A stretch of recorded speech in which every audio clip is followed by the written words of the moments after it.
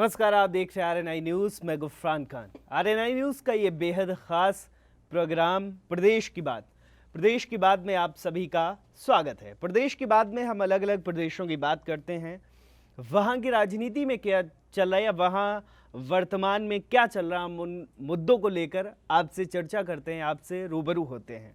प्रदेश की बात में आज बात करेंगे चुनाव पर। 5 राज्यों का चुनाव है और उत्तर प्रदेश में आज आखिरी चरण का मतदान हो रहा है। यानी आज सभी दलों के और सभी उम्मीदवारों की किस्मत पेटियों में बंद हो जाएगी और 10 मार्च को नतीजे आएंगे।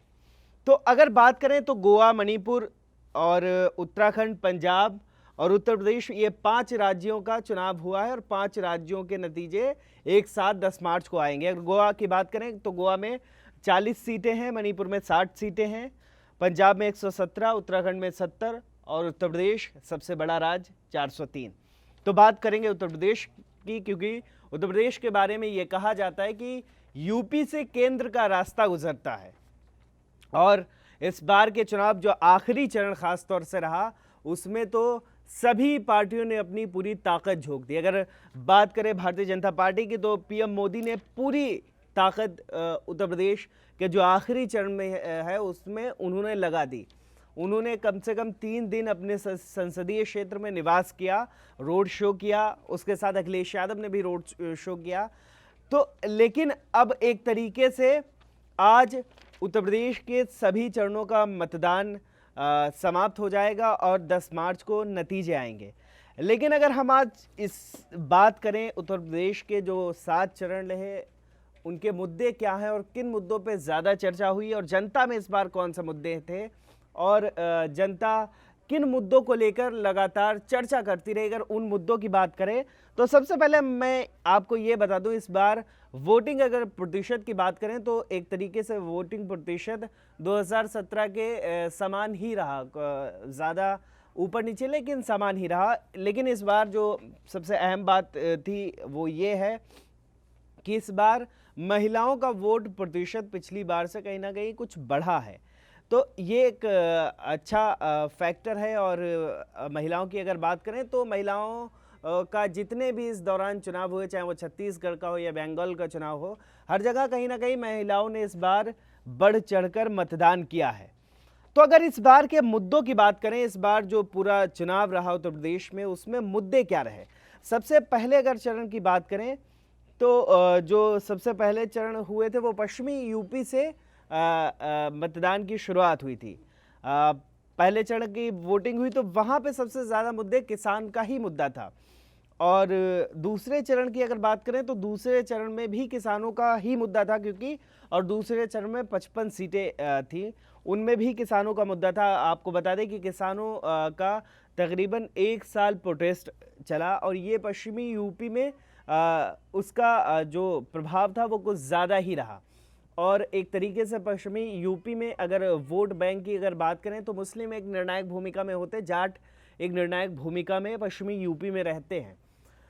तो पश्चिमी यूपी में वैसे तो यूपी में 4% जाट है, लेकिन ये आंकड़ा पश्चिमी यूपी तक आते आते 17% होता। तो एक 17% बड़ी आबादी थी और ये आबादी ज़्यादातर कृषि के काम में ही जुड़ी है और ये ज़्यादा किसान ही हैं। तो पश्चिमी यूपी में जो मुद्दे रहे वो किसानों का ही मुद्दा रहा। और किसानों की अगर बात करें तो जाट आबादी ज़्यादा है और आरएलडी सपा का गठबंधन था और आरएलडी हमेशा से जाट वोट बैंक के आधार पर एक तरीके से चुनाव लड़ती है और वो जाट वोट बैंक की वकालत करती है। तो पश्चिमी यूपी का यही समीकरण था। वहाँ पर ध्रुवीकरण की राजनीति नहीं काम करी आई और पश्चिमी यूपी में लगातार वो लोग कोई भी मुद्दे आप लेके जाते थे वो किसानों की ही बात करते थे। वो एक किसानों की बात होती थी, पशु की जो आवारा पशु हैं उनकी बात होती थी। लेकिन सबसे अहम जो मुद्दा रहा पश्चिमी यूपी में, जो सबसे ज़्यादा हावी रहा है एक तरीके से, वो किसानों का ही मुद्दा रहा। और इसकी एक वजह ये भी हो सकती है क्योंकि जो किसान नेता के रूप में उभरे राकेश टिकैत, वो लगातार, हालांकि वो राजनीतिक पार्टी से नहीं जुड़े, वो किसी तरीके की सियासत की बात नहीं करते, लेकिन वो लगातार इस तरीके का संदेश देते रहे जो किसानों के साथ पार्टी खड़ी हुई उसी पार्टी को वोट करेंगे और उसी पार्टी की वोट करने को अपील करते थे। तो लगातार समाजवादी पार्टी और आरएलडी किसानों के साथ खड़ी हुई दिखाई दी और एक तरीके से जो जाट वोट बैंक है उस पर आरएलडी तो राजनीति करती ही, तो पश्चिमी यूपी कहीं ना कहीं किसानों पर ज़्यादा हावी रहा, वहाँ पर किसान का मुद्दा सबसे ज़्यादा हावी रहा। और अगर बात करें तीसरे चरण की, जो तीसरा चरण था उसमें 59 सीटों पर मतदान हुआ और इसमें 62.28% मतदान हुआ। यहाँ जो तीसरा चरण आता है यहाँ कहीं ना कहीं किसान और इसके अलावा भी मुद्दे आए। वो मुद्दे ये थे कि यहाँ पर थोड़ी सी ध्रुवीकरण की राजनीति काम की। तो ये तीसरा चरण था। चौथे चरण की बात करें तो चौथा चरण जो था उसमें 62.76% वोटिंग हुई थी। लेकिन सबसे अहम जो चरण रहा वो छठा और सातवां चरण रहा। छठे और सातवें चरण में काफ़ी ज़्यादा जातिवाद की जो यहाँ पर काम करता है। एक तरीके से अगर बात करें तो जो पिछली बार भाजपा के साथ थे स्वामी प्रसाद मौर्य या दारा सिंह चौहान या ओम प्रकाश राजभर, जो हमेशा जाति की राजनीति करते हो, जाति की राजनीति की वकालत करते हो, इस बार समाजवादी पार्टी के खेमे में आ गए, खेमा बदल के। तो कहीं ना कहीं यहाँ भी एक दिलचस्प मुकाबला रहा। लेकिन ये तो तारीख ही बताएगी, आने वाला वक्त ही बताएगा क्या होना है। लेकिन हाँ, ये बात ज़रूर है कि सातवें चरण में प्रधानमंत्री ने जिस तरीके की ताकत झोंकी, तो सातवां चरण भी काफ़ी दिलचस्प हो गया।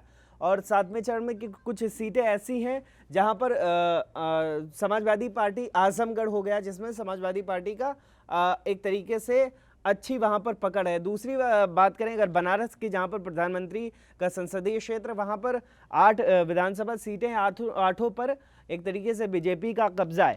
लेकिन मुद्दे यही रहे, मुद्दे किसान का मुद्दा रहा, रोजगार का मुद्दा रहा, पशु जो आवारा पशु उनका मुद्दा रहा, एक तरीके से सुरक्षा का मुद्दा रहा। हालांकि उत्तर प्रदेश में जिन्ना की बात भी हुई, पाकिस्तान की भी बात हुई, लेकिन वो कहीं इन मुद्दों पर हावी नहीं हो पाए।